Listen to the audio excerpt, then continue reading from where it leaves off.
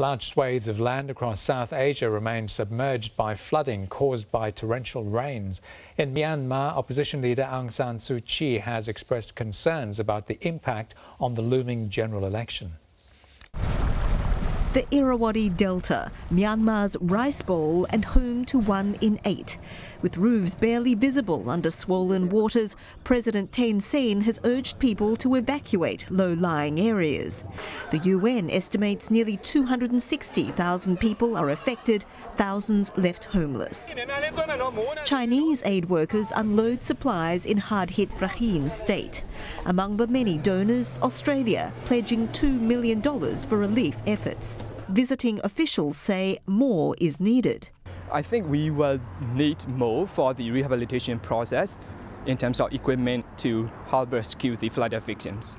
It was a different story in May 2008 when Cyclone Nargis struck the region, killing more than 130,000. Then the military regime compounded the crisis by at first refusing access to foreign aid workers. This time, the government admits it showed a weak response, leading to confusion over evacuations. But one former staffer for a UN-led monitoring group says lessons have been learned. Certainly, there's a lot of improvement from the government side to process faster to deliver the Indonesian assistance. Back in 2008, the military junta was accused of diverting key resources away from cyclone survivors and towards a referendum held days later. The poll brought in today's much criticised Myanmar constitution. This November, general elections loom.